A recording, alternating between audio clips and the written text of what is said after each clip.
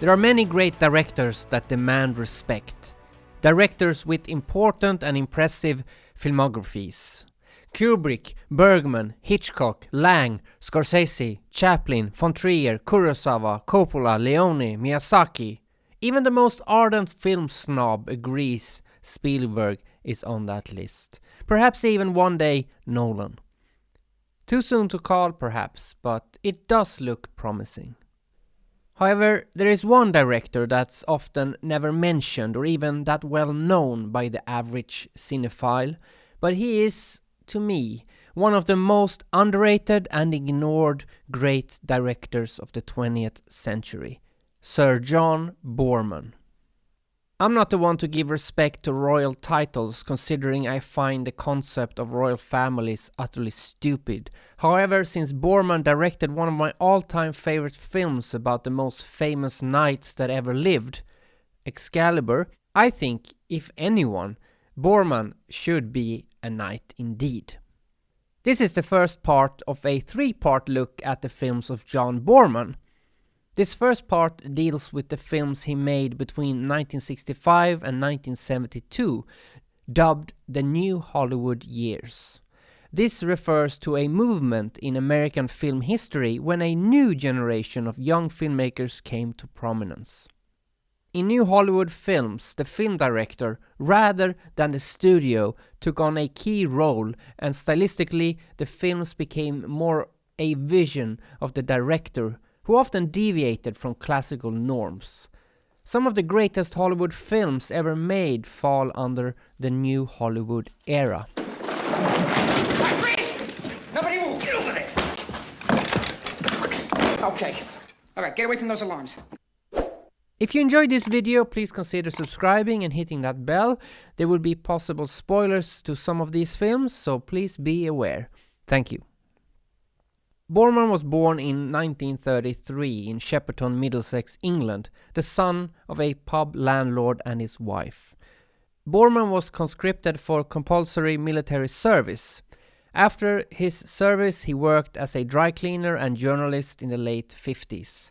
He ran the newsroom at Southern Television in Southampton and Dover before moving into television documentary filmmaking, eventually becoming head of the BBC's Bristol-based documentary unit. Allegedly, he made over 200 documentaries. Capturing the interest of producer David Deutsch, he was offered the chance to direct his first film, called Catch Us If You Can, from 1965, released as Having a Wild Weekend in the United States. The film was designed as a vehicle for the pop band the Dave Clark 5, whose popularity at the time rivaled that of the Beatles. It was basically a rip-off to cash in on the success of A Hard Day's Night. There's not much to say about this film. In the Boorman filmography, I'd say this is bottom tier. But it's also his first effort. If you know Boorman's work well, you might be able to notice it's a Boorman film, but not really. I mean, his style never fully blossoms. Or perhaps this is due to this being his first film. I mean, his style hadn't even fully evolved yet. Regardless, it's a nice try, but not particularly noteworthy. Hey, you gotta start somewhere. Are these all right? Yeah, that'll do fine. Now tie yourselves up. His next film, however, is a bona fide classic. At the time, Catch Us If You Can was fairly well received, and this led Boorman to get his first gig in Hollywood, making what is now considered a masterpiece, the 1967 film Point Blank, starring Lee Marvin and Angie Dickinson as Chris. We met for lunch, and Lee said, well, what do you think of the script? I said, it's really bad. Well, typical Lee Marvin picked up the script. He said, I'll do this flick with you on one condition. And he threw the script out of the window. That's the typical Lee Marvin, a gesture, you know, and meaning, you know, rewrite it completely and then we'd do it. You don't really need that. Most accidents happen within 3 miles of home. True, true. Lee was fantastic to me on Point Blank. He knew that, that's better than I did, that making that film, which was in Hollywood terms radical and stylistically, was going to be very difficult for me. So he just won the Academy Award, and he called a meeting with the head of the studio and the producers, and he said, he reminded them that he had script approval and cast approval in his contract, and they agreed that he did. And he said, I defer those approvals to John, and he walked away. And I saw these men glaring angrily at me because I had complete control of the film. A remake was made in 1999 called Payback with Mel Gibson. Boorman has joked that Payback was so bad that Gibson must have used the original script for Point Blank that Boorman and Lee Marvin had thrown out. I want my money. I want my 93 grand. $93,000? You threaten a financial structure like this for $93,000? No, Walker, I don't believe you. What do you really want? I really want my money. I want my money. Point Blank tells the simple story of a man that seeks revenge and the money he seeks that is owed to him. It's not the plot that makes this film special, it's the way the plot is told. For instance, in the following scene, Walker, Lee Marvin's character, has just found out where his double-crossing wife lives, so he goes to see her.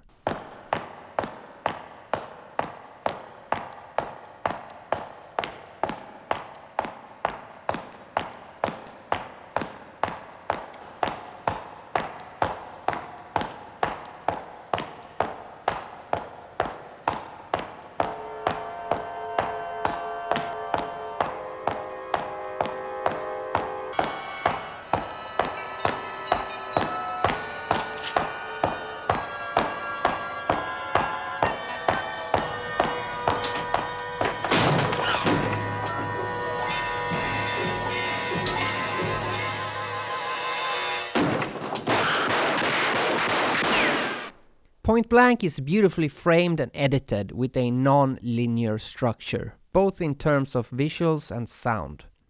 It's the kind of film that film school students should not only love, but actually they should sit down and watch it with a pen and paper, ready to take notes. I personally find this film visually satisfying, and I always love when you can easily spot the vision and the artistry of the director. It's also very cool. It's a smooth film, and still to this day it feels fresh. The only criticism I would have is that I don't have an emotional response. It's a film that mainly touches the mind, not so much the heart.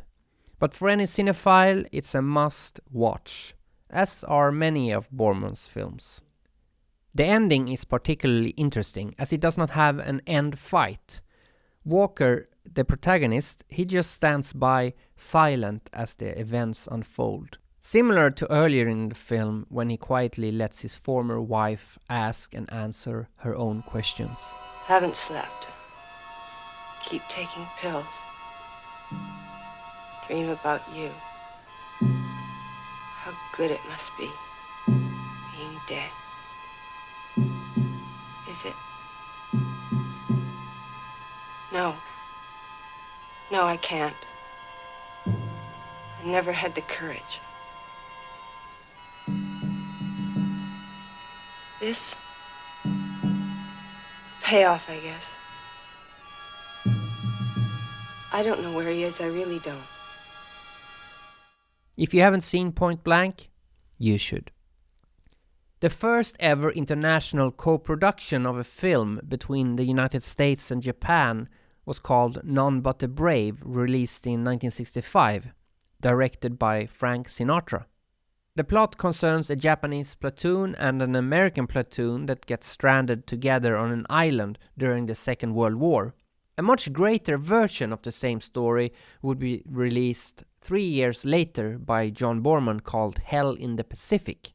Boorman distilled the concept of none but the brave down to 2 men instead of 2 platoons. The American was played by Lee Marvin, and the Japanese soldier by the great Akira Kurosawa regular Mifune Toshiro. The film contains little dialogue and is not dubbed or subtitled, thus authentically portraying the frustration of restricted communication between the Japanese and English speakers. I was a huge fan of the silent movies, and I made a big documentary about them when I was working for the BBC. And so I kind of leapt at the chance of making a silent movie in the sense that it wouldn't have any dialogue, or at least it wouldn't have dialogue that advanced the story or plot or anything. It was so stripped down, just these 2 men who didn't share a language and were hostile to each other. These days, most films are more like radio shows, meaning the plot is moved along with dialogue and exposition. This is lazy. Film is a visual medium. If a director can't tell the story visually, then what's the point of making a film? Might as well do a podcast. This is why, although I enjoy his films, I'd never rate Quentin Tarantino high up as a film director, because he tells his stories first and foremost with dialogue and not visuals. In this scene we know what happened right before it, but we do not know what Tarantino's character is saying to Vincent and Jules. Without sound, this makes no sense. I could have picked a way worse film than Pulp Fiction to give an example like this. I mean, scenes when people are talking is not uncommon in films, and I mean, even Boorman has that in his films at times. But because Tarantino owed Boorman a lot, I think, directly or indirectly, I felt it was good to trash Tarantino a bit. It's always fun to be an iconoclast. Now, in contrast, this scene in Hell in the Pacific, the American has just discovered that a Japanese soldier has been stranded on the island with him. Let's see if you understand what happens next without any sound.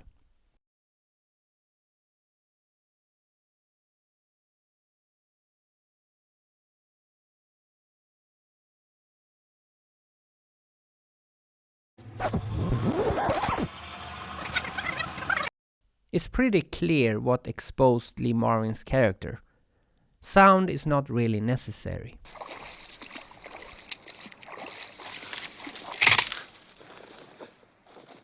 I want to show a clip from Alfred Hitchcock's The Man Who Knew Too Much from 1956.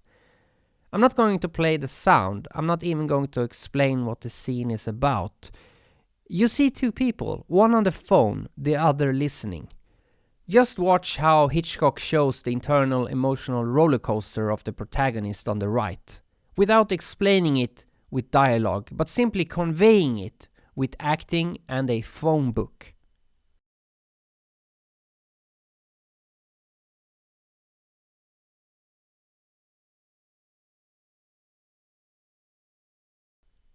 That's pure cinema. Akira Kurosawa, or Kurosawa Akira actually, is one of my favorite directors, and because of this I've come to love Mifune Toshiro. Mifune is such a powerful presence on the screen, and I guess his American equivalent in terms of actors could certainly well be Lee Marvin, which makes this film perfectly cast. But it was not easy for Boorman to work with Mifune. At one point, Boorman cut himself on a coral and he was out for a few days. During this time, the producers had arrived and told Mifune that he should be replaced due to the turbulent working relationship he had with Boorman. He said, however, Mifune said, I can't agree to that. So the producer said, well, why not? And he said, because, you know, in Tokyo, I went to the tea house and we drank some toasts and I agreed to do the film with Boorman. It's a matter of honor. Honor, said the producers. this is Hollywood. Honor doesn't come into it. So he insisted.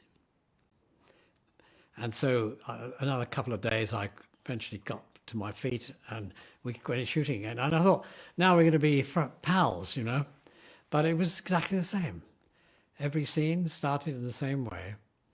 And we fought and argued all the way through. Because Mifune had an interpreter, I had problems with him too, because when I said something critical to Mifune, and an interpreter would say to me, "Oh, please don't make me say that to him." And I said, "You're interpreting it. Just tell him what I said." And Mifune he would say it, and reluctantly, and Mifune would shout at him angrily, and then turn and smile at me as though I had nothing to do with it.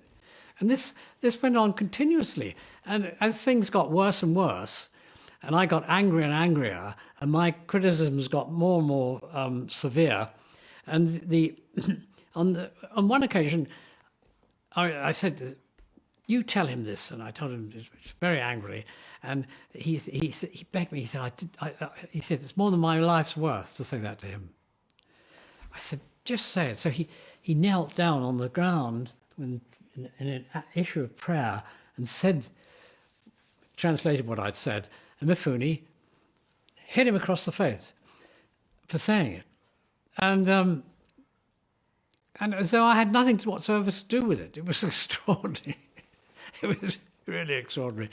Hell in the Pacific is a simple film about two men stranded on an island. Two enemies that bring the war with them, but eventually realize if they have any desire to survive, they need to join forces. The film indirectly and directly, I guess, criticizes the stupidity of war, often arranged and directed by leaders that never themselves see battle. The soldiers are simply pawns in their war games, and why should they be? When left to their own devices, the soldiers realize they have more in common than not. But is it a hopeful film? In some way it is. It depends on which version you watch. The original ending, which I acknowledge as being not entirely satisfactory. I struggled a lot with the ending, but fundamentally they get to this second island where all the insignia of enmity and war are present, and they shrink back into their nationalities. And they have a scene with a fire, and they found sake and they're drinking, and Mifune sings a very sentimental Japanese song, and the Marvin character is really despises him for this sentimentality, you know, and shouts at him. They're each in their own uniform, and they walk away in separate directions. That's the ending that I had. When the film opened in America, it opened in America with my ending. And maybe it didn't do too well, I don't know anyway. But when it opened in Britain with this change ending, so the producers had changed this ending without asking me or telling me about it. You have the scene of the men at night with the sake, and then a bomb drops on them. So I felt that was incredibly pessimistic, that of all things they've been through, they in my ending, they could at least part without killing each other.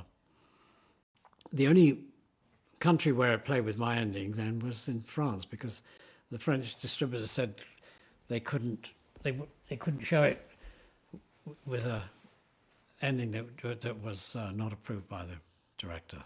Hell in the Pacific is not an action-packed or fast-paced film like Point Blank, even though it has its fair share of action. The film is slow-paced, as life would be, stranded on a deserted island. It's beautifully shot, it's well acted, and it's worth your time. But for Boorman, it wasn't an easy film to make. I think this film was both both the worst and the best experience I've had. Perhaps it's not strange the film is called Hell in the Pacific. Regardless, what you see on screen is a great film. It's simple, it's scenic, and makes you think. What would I do if I was in their shoes? Worth noting is that there is a third film with the same kind of setup called Enemy Mine from 1985, directed by Wolfgang Petersen. In this version, a human soldier and an alien soldier become stranded together on an inhospitable planet and must overcome their mutual distrust in order to cooperate and survive. Whilst it's a B-movie, it's one of those B-movies that is a great film at its core. So I recommend Enemy Mine as well. Boorman's next film, Leo the Last, released in 1970, can be difficult to get hold of, but it's worth the effort. The film was based on a play by George Tabori. Leo the Last tells the story of the socially inept Prince Leo, played with great skill by Marcello Mastroianni. Leo is an exiled ruler from an unnamed country that returns to his father's London townhouse on the edge of a ghetto. Leo learns about his new world through his telescope and monocular. The audience submerge into this world with Leo as a sort of peeping Tom, reminiscent of Rear Window. Leo gets to know the people in the ghetto, and through knowing them, his own life becomes affected. Even though Boorman won the award for Best Director at the 1970 Cannes Film Festival, Leo the Last is considered a critical and commercial failure. Arthur Krim from the film's distributor United Artists made the following assessment of the film. This is a type of director motion picture companies were gravitating to in 1969, when it appeared that all traditional picture making was outmoded and audiences, mainly youthful, were ready to support only the offbeat. By the time the picture was made, this premise had been proven erroneous. The actual audiences for this type of film could justify a cost of only a few $100,000, if that much. Not the substantial budget allocated here, which in turn was exceeded by hundreds of thousands of dollars through the director's excessive preoccupation with his own ideas of perfection. The picture came out much too long and slow. But this director, as part of his unrealistic approach to picture making, refused to make necessary cuts. By contract, he could not be overruled. I don't get why this film is not ranked higher. Why it is often ranked 3 out of 5, an average middle score. Well, that's because people are stupid. I would be surprised if a film like Leo the Last becomes a blockbuster, you know. I mean, the moneymakers are, with few exceptions, are usually dumb and stupid. Leo the Last is a very clever film. A social satire that tackles class war, racism, oligarchs, and world peace. Sometimes the satire can be obvious, sometimes it's hidden. Guns? What's happening? Laszlo, Yes. what is this? Arms in case of emergency. Emergency? Yes, in case of revolution. What revolution? I am a pacifist. What?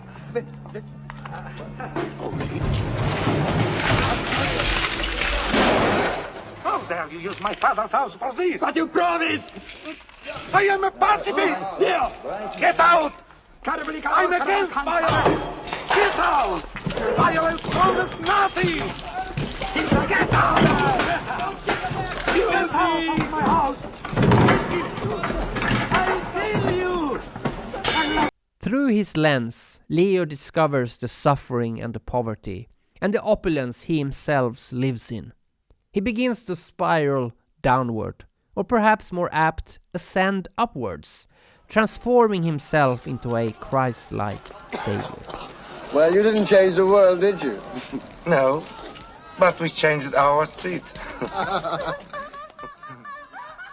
The message of the film is clear and beautiful. I rank this as one of Boorman's best films, so I highly recommend you watch it and try and get hold of it.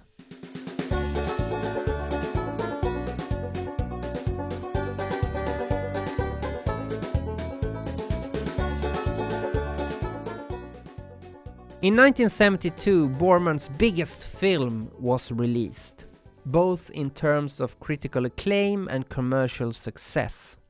Deliverance.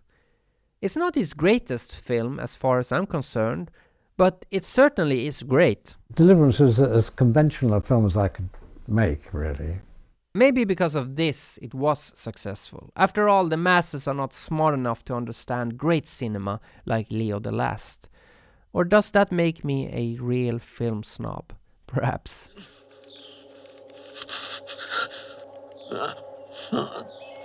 Deliverance is tough and bleak with brutal violence, male rape and plenty of moral ambiguity. The story revolves around 4 friends played by Burt Reynolds, Jon Voight, Ned Beatty and Ronny Cox that go on a male bonding canoe trip together on a river in Georgia. As fate would have it, they come in conflict with the locals, one of whom rapes Bobby, Ned Beatty's character. This survival thriller would be the defining moment for Boorman, and the peak of his new Hollywood years. I personally think he has made better films, but what do I know? The male rape is probably what the film is most known for. Hats off to actor Ned Beatty. Certainly not the easiest part for an actor to play. And I shot it in such a way that you see these men, they seem to emerge out of the trees, so they're like the malevolent spirit of the forest. No. Hey, boy. No. You look just like a hog. No, don't. You look just like a hog. Don't. Come here, Biggie. No. Come here, Biggie. No. Biggie. Come on. And I had a robust relationship with censors about this issue because I argued that they were all horrified. This is the first time anything this had ever been seen on film, and I argued that we'd seen a lot of women raped, and what was the difference? I'm really proud of it because I think it scared the hell out of people, which in essence was what it was meant to do. But don't get me wrong. I mean, Deliverance is a great film. I'm just comparing it to other great Boorman films. So it is top tier, but it's not the number one spot, if you know what I mean. Boorman's films have a clear Boorman-esque quality. Striking visuals, excellent editing, a strong sense of atmosphere and good casting. Even when his films don't excel, they're always fascinating to watch. If there is one theme that often resurfaces, then it's moving water, or more specifically the river, but it can also be the ocean. You can see this in almost all his films, and often it happens when the protagonist is going through some sort of transformation. Often it's very much like a baptism.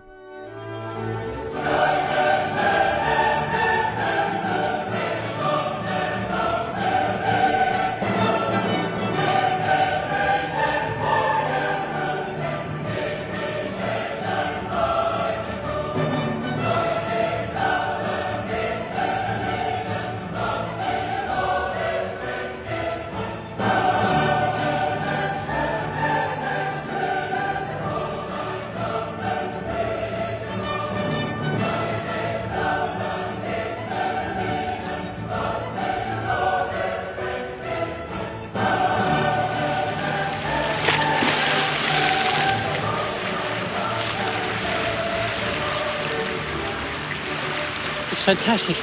When you feel the force of the river, it's like feeling the strength of nature. And I find it very exciting. It's a sacred place to me. Yeah. And try to get across the rock.